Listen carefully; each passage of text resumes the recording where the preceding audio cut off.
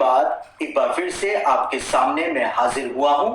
और लंबे समय से कोई भी प्रोफेसी अपडेट मैं आप लोगों को नहीं दे पाया, उसके लिए मैं आपसे क्षमा चाहता हूं। लेकिन बीते कुछ दिन पहले ही मैं इज़राइल देश के अंदर था और 2 सालों के लंबे इंतजार के बाद प्रभु ने वापस से ये अवसर मुझको दिया कि मैं इज़राइल देश जा पाया और वहां पर जाकर के जो जो प्रोफेटिक डेवलपमेंट्स मैंने देखे हैं, मैं चाहता हूं कि उन सबको मैं आप लोगों के साथ शेयर करूं, आप लोगों को बताऊं, ताकि आप भी उन सब बातों के बारे में जान सकें कि वास्तव में इज़राइल के अंदर जो कि परमेश्वर की भविष्यवाणियों की एक प्रोफेटिक क्लॉक है, वहां पर आखिर हो क्या रहा है। तो नवंबर के महीने में ही, इसी महीने, हम भारतीय मसीहों का एक टूर जो है वो होली लैंड यानी कि इज़राइल लेकर के गए थे। और उस टूर के अंदर ना केवल भारतीय लोग थे, लेकिन अलग अलग देशों के अंदर रहने वाले जो भारतीय मसीही हैं वो भी हमारे साथ गए थे। जैसे सिडनी ऑस्ट्रेलिया से हमारे साथ एक परिवार गया था, यूनाइटेड स्टेट्स ऑफ अमेरिका से 2 बहनें हमारे साथ गई थी, साथ ही साथ जर्मनी से भी एक बहन हमारे साथ इस टूर के अंदर सहभागी हुई थी। कनाडा से एक पास्टर और उनकी वाइफ हमारे साथ थे, कनाडा वैंकूवर से, और साथ ही साथ दुबई यूएई से भी एक फैमिली जो था वो हमारे साथ इस टूर के अंदर सहभागी हुआ था। और हम सब भारतीय मसीही जब पवित्र भूमि गए थे तो वहां पर जाकर के जो जो प्रोफेटिक डेवलपमेंट्स मैंने देखे, वो पूरे प्रोफेटिक डेवलपमेंट्स मैंने, मेरे साथ जितने भी लोग थे उन सबको वो प्रोफेटिक डेवलपमेंट्स मैंने वहां पर दिखाए थे। और एक सबसे बड़ा प्रोफेटिक डेवलपमेंट जो मैंने यरूशलेम के अंदर देखा, वो इस बात को मैंने वहां पर देखा कि जो चीज मैं पहले भी आपको बता चुका हूं कि यरूशलेम की जो प्राचीन दीवार है, जो कि पूर्वी फाटक यानी ईस्टर्न गेट की जो दीवार है, जो गत्समनी के बाग से सीधा सामने की ओर दिखाई देती है, उस दीवार के ऊपर परमेश्वर का नाम,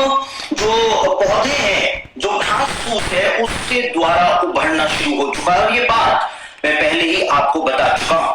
परमेश्वर का हिब्रू भाषा में जो नाम है, उस नाम की जो हिब्रू स्पेलिंग होती है, वो 4 हिब्रू अक्षरों को मिलाकर के बनती है।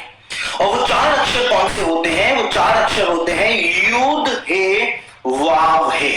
और ये चारों अक्षरों की जो प्रोनाउंसिएशन होती है, इसको उच्चारण जो करते हैं, वो याहवे के रूप में करते हैं, यानी यहोवा हम उसको कहते हैं। और यरूशलेम की प्राचीन जो दीवार है, उसके ऊपर अपने आप ही पौधों के द्वारा या घास के द्वारा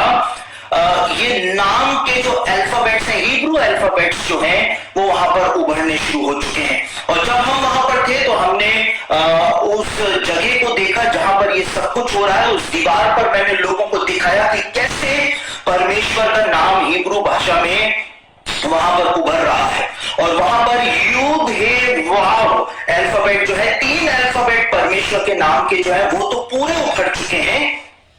लेकिन अंत का जो हे अल्फाबेट है वो अभी तक पूरा वहां पर नहीं बन पाया है। और क्यों नहीं बन पाया है? जब मैंने वहां पर कई सारे यहूदियों से बात करी, जो रूढ़िवादी अल्ट्रा ऑर्थोडॉक्स जो ज्यूज होते हैं, जब मैंने उनसे वहां पर बात करी तो उनकी ये मान्यता है कि न्याय का दिन जो है वो बहुत जल्दी आ रहा है।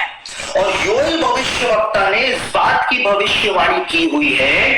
कि न्याय जो होगा, पूरी दुनिया के हर एक देश के लोगों का न्याय जो होगा, वो इसी दीवार के सामने जो किद्रोन घाटी है, जिसको यहोशापात की तराई भी कहा जाता है, उसी में सारे देशों के लोगों का न्याय मसीह के द्वारा किया जाएगा। पूरी दुनिया के सारे देशों के लोग किद्रोन घाटी में यहोशापात की तराई के अंदर जमा होंगे और एक एक करके ऊपर मोरिया पर्वत पर उनको बुलाया जाएगा और मसीह के द्वारा वहां पर उनका न्याय किया जाएगा। और ये भविष्यवाणी यशाया के द्वारा अपने पुस्तक में पहले से ही दर्ज की हुई है। तो जो अल्ट्रा ऑर्थोडॉक्स यहूदी लोग हैं, वो इस बात को कहते हैं कि क्योंकि न्याय का समय निकट आ रहा है और इसीलिए जो न्याय की तराई है, यहोशापात की तराई है, जो किद्रोन घाटी है उसके सामने बनी हुई जो दीवार है वहां पर परमेश्वर का नाम उभरना शुरू हो गया। और अंतिम अल्फाबेट अभी तक इसलिए पेड़ों के द्वारा या घास के द्वारा नहीं बन पाया है क्योंकि परमेश्वर अभी भी लोगों को मन फिराने का समय दे रहा है। लेकिन जैसे ही यहूदियों की ये मान्यता है, जैसे ही वो अल्फाबेट भी पूरा पेड़ों के द्वारा या घास फूस के द्वारा बन जाएगा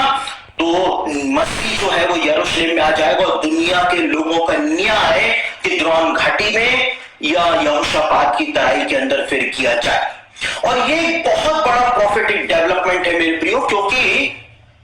अभी 2000 सालों में पहली बार जब किद्रोन घाटी में यानी यही यहोशापात की तराई में जिसके जो गत्समनी के बाग और मोरिया पर्वत के बिल्कुल बीचों बीच है,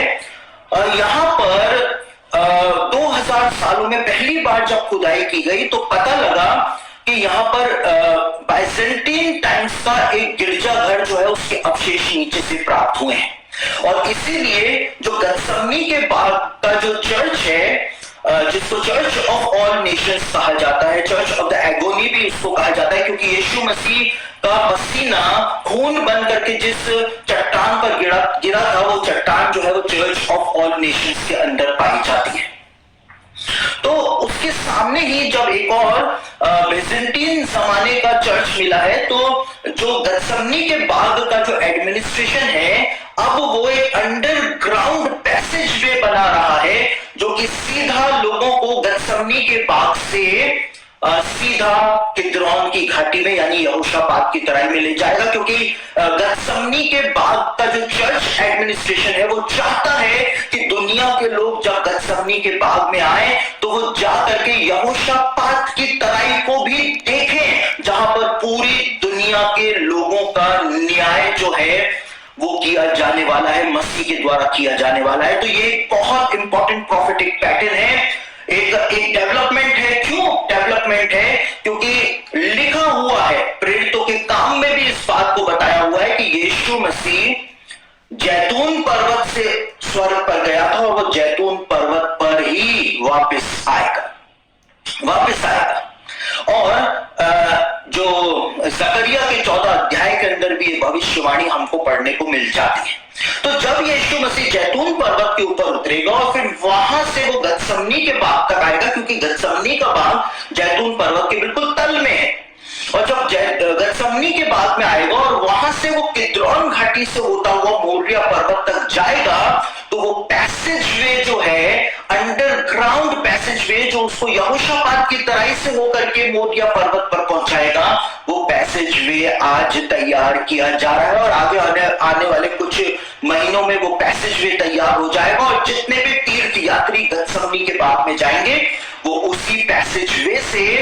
किद्रोन की घाटी में या यहोशापात की तराई के अंदर जाया करेंगे। तो ये बहुत महत्वपूर्ण है क्योंकि अल्ट्रा ऑर्थोडॉक्स यहूदी लोग जो हैं वो दीवार के ऊपर परमेश्वर के नाम के आखिरी अल्फाबेट के उभरने का इंतजार कर रहे हैं, और दूसरी तरफ जो गत्समनी के बाग का चर्च ऑफ ऑल नेशंस का एडमिनिस्ट्रेशन है उसने वो पाथवे अंडरग्राउंड पाथवे जो है पैसेज जो है उसको बनाना शुरू कर दिया है ताकि यीशु मसीह जब आए तो